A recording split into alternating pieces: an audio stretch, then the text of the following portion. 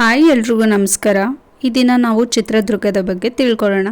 ಚಿತ್ರದುರ್ಗ ಕರ್ನಾಟಕ ರಾಜ್ಯದ ರಾಜಧಾನಿ ಬ್ಯಾಂಗ್ಳೂರು ಕೇಂದ್ರ ಸ್ಥಳದಿಂದ ವಾಯುವ್ಯ ದಿಕ್ಕಿನಲ್ಲಿ 200 ಕಿಲೋಮೀಟರ್ ದೂರದಲ್ಲಿರುವ ಒಂದು ಐತಿಹಾಸಿಕ ಸ್ಥಳ ಮತ್ತು ರಾಜ್ಯದ 31 ಜಿಲ್ಲಾ ಕೇಂದ್ರ ಸ್ಥಳಗಳಲ್ಲಿ ಒಂದಾಗಿದೆ.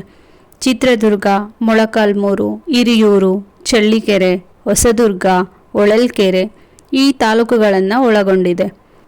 ಪಾಳೆಗಾರರ ಆಳ್ವಿಕೆ ಕಾಲ ಚಿತ್ರದುರ್ಗ ಇತಿಹಾಸ ಕಾಲದಲ್ಲಿ ಮಹತ್ವಪೂರ್ಣವಾಗಿದೆ. ಈ ಕಾಲದಲ್ಲಿ ಇಲ್ಲಿನ ಕೋಟೆ ಕೊತ್ತಲಗಳು ಬಲಗೊಂಡವು, ಗುಡಿ ಗೋಪುರಗಳು, ಮಠ ಮಾನ್ಯಗಳು ಉದ್ಧಾರ ಆದವು. ಆದ್ದರಿಂದ ರಾಜಕೀಯ ಸ್ಥಾನಮಾನ ಕೂಡ ವೃದ್ಧಿಯಾಯಿತು.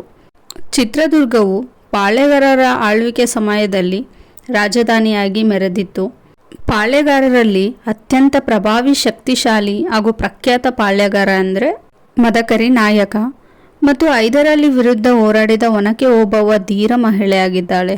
ಚಿತ್ರದುರ್ಗದಲ್ಲಿ ನಮಗೆ ಫಸ್ಟ್ ಕಣ್ಣಿಗೆ ಬೀಳೋದೇ ಚಿತ್ರದುರ್ಗ ಕೋಟೆ.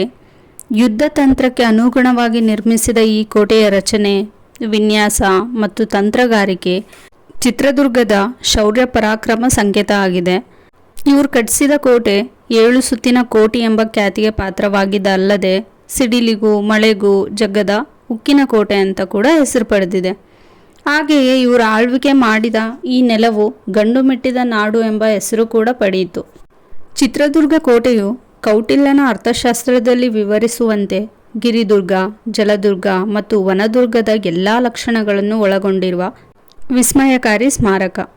ಈ ಕೋಟೆಯಲ್ಲಿ 19 ಅಗಸೆ ಬಾಗಿಲುಗಳು, 38 ದಿಡ್ಡಿ ಬಾಗಿಲುಗಳು, 35 ಕಳ್ಳಕಿಂಡಿಗಳು, 4 ಗುಪ್ತ ದ್ವಾರಗಳಿವೆ. ಬೆಟ್ಟದ ಮೇಲೆ ಏಕನಾಥೇಶ್ವರಿ, ಇಡಂಬೇಶ್ವರಿ, ಸಂಪಿಗೆ ಸಿದ್ದೇಶ್ವರ, ಫಲ್ಗುಣೇಶ್ವರ ದೇವಾಲಯಗಳು ಸೇರಿದಂತೆ ಪ್ರಮುಖವಾದ 14 ದೇವಾಲಯಗಳಿವೆ. ನೆಕ್ಸ್ಟ್, ವಾಣಿವಿಲಾಸ ಸಾಗರ. ಚಿತ್ರದುರ್ಗ ಜಿಲ್ಲೆಯ ಪ್ರಸಿದ್ಧ ಪ್ರವಾಸಿ ತಾಣಗಳಲ್ಲಿ ಇದು ಕೂಡ ಒಂದು. ಈ ಜಲಾಶಯ ವೇದಾವತಿ ನದಿಗೆ ಅಡ್ಡಲಾಗಿ ಮಾರಿಕಣಿವೆ ಎಂಬಲ್ಲಿ ಮೈಸೂರು ಮಹಾರಾಜರು ಸ್ವಾತಂತ್ರ್ಯ ಪೂರ್ವದಲ್ಲಿ ಅಣೆಕಟ್ಟನ್ನು ನಿರ್ಮಿಸಿದರು. ಈ ಸಾಗರವು ಹಿರಿಯೂರಿನಿಂದ 20 ಕಿಲೋಮೀಟರ್ ಹಾಗೂ ಚಿತ್ರದುರ್ಗದಿಂದ 60 ಕಿಲೋಮೀಟರ್ ದೂರದಲ್ಲಿದೆ. ಜಲಾಶಯದ ಒಂದು ಬದಿಯಿಂದ ನೋಡಿದಾಗ ಭಾರತದ ಭೂಪಟದ ಥರ ಕಾಣಿಸುತ್ತೆ. ಈ ಅಣೆಕಟ್ಟನ್ನು ಅತ್ಯಾಧುನಿಕ ತಂತ್ರಜ್ಞಾನಗಳಿಂದ ನಿರ್ಮಿಸಲಾಗಿದೆ. ನೆಕ್ಸ್ಟ್, ಚಂದ್ರವಳ್ಳಿ. ಚಂದ್ರವಳ್ಳಿಯು ಚಿತ್ರದುರ್ಗದ ಕೋಟೆಯ ಬೆಟ್ಟದ ಪಶ್ಚಿಮಕ್ಕೆ ಇದೆ. ಶಾತವಾಹನರಿಗೆ ಸೇರಿದ ಸೀಸದ ನಾಣ್ಯಗಳು, ರೋಮನ್ ಬೆಳ್ಳಿ ನಾಣ್ಯಗಳು ಮತ್ತು ಚಿನ್ನ, ಬೆಳ್ಳಿ ಮತ್ತು ತಾಮ್ರದ ಆಭರಣಗಳನ್ನು ಇಲ್ಲಿ ಕಂಡುಹಿಡಿಯಲಾಯಿತು. ಇಲ್ಲಿರುವ ಬೆಟ್ಟಗಳನ್ನು ಇತಿಹಾಸ ಪೂರ್ವ ಗುಹೆಗಳು ಮತ್ತು ದೇವಾಲಯಗಳಿಂದ ಸುತ್ತುವರೆದಿದೆ. ಮುಂದಿನ ಸ್ಥಳ ಮೊಳಕಾಲ್ಮೂರು. ತಾಲೂಕಿನಲ್ಲಿ 1892ರಲ್ಲಿ BL ರೈಸ್ರವರು ಅಶೋಕನ 3 ಶಾಸನಗಳನ್ನು ಕಂಡುಹಿಡಿದರು. ಈ ಆವಿಷ್ಕಾರವು ಮೌರ್ಯ ಸಾಮ್ರಾಜ್ಯವು ಚಿತ್ರದುರ್ಗ ಜಿಲ್ಲೆವರೆಗೂ ವಿಸ್ತರಿಸಿತು ಅನ್ನೋದನ್ನು ತಿಳಿಸುತ್ತೆ.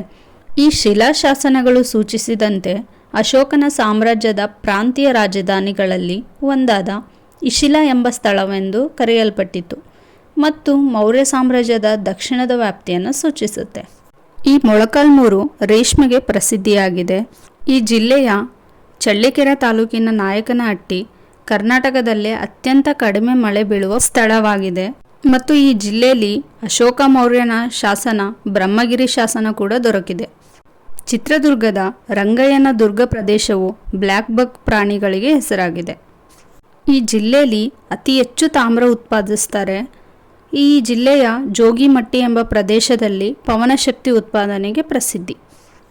ಇಲ್ಲಿನ ಪ್ರಮುಖ ಶಾಸನಗಳು ಬ್ರಹ್ಮಗಿರಿ, ಸಿದ್ದಾಪುರ, ಜಟಿಂಗ ರಾಮೇಶ್ವರ. ಈ ಚಿತ್ರದುರ್ಗ ಜಿಲ್ಲೆಯ ಮುರುಘರಾಜೇಂದ್ರ ಮಠವು ಬಸವಶ್ರೀ ಪ್ರಶಸ್ತಿನ ನೀಡುತ್ತೆ.